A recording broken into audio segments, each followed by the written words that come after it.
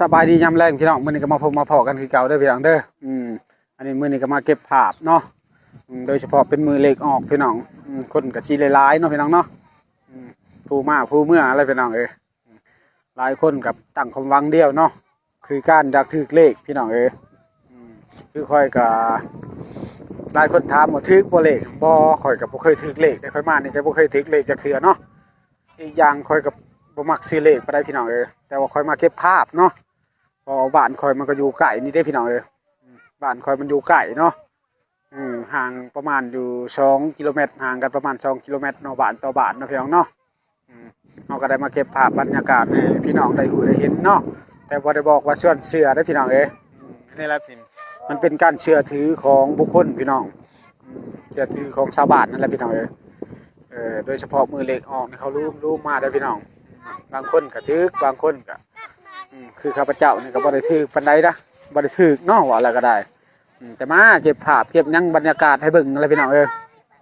เก็บภาพบรรยากาศให้เบิ่งเนาะให้ได้รู้ได้เห็นเนาะอันนี้มันอยู่กันตั้งอยู่คืออันนี้ต้นโพเนาะต้นโพเนาะอันมันตั้งอยู่บ้านนี่มันอยู่บ้านนาโพกลางกับบ้านนาโพสมบูรณ์เนาะปัจจุบันนี่ก็เป็นบ้านนาโพสมบูรณ์เนาะเมืองพารานไส้แขวงชนเขตอะไรพี่น้องหลายคนก็มาขอพรขอเลขอะไรพี่น้อง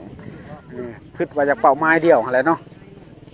นั่นแหละพี่น้องแต่คอยนี่ก็ไม่เคยถือเลขถือเบอร์ไปได้ดอกพี่น้องนั่นแหละแต่ว่าเอามาเก็บภาพเก็บยังภาพบรรยากาศให้พี่น้องได้รู้ได้เห็นเนาะ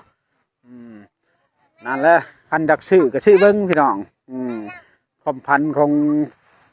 ค่อยนี่แหละจักสิถึกหรือบอเนาะขึ้นพันว่าเขาผู้เฒ่าไล่จับงัวผู้ไรแหละอันให้คอยจับเอาคอยจับแล้วคอยจับได้เนาะงัวอัน2 โตพี่น้องคอยกระจุ้งเมื่อคอยชิแป้ใช้ว่าเลขหมาเมื่อแรงพี่น้องบ่เลขหมาก็เลขก้วงนะพี่น้องตรงนั้นได้2 หา 2ประมาณนั้นแหละพี่น้องเขาเลขก้วงกับ2 3 4ประมาณนั้นได้พี่น้องที่เบิ้งถึกบ่ถึกก็คือว่าเลยพี่น้องตามคำพันใดคำพันลาวเนาะแต่ค่อยมาว่าสิค่อยบ่ชูเห็นเลขปานใดแต่ค่อยพันแล้วค่อยบอกเทื่อถึกก็มีพี่น้องการซื้อก็มาซื้อหลายไปได้พี่น้องเท่านั้นแหละพี่น้อง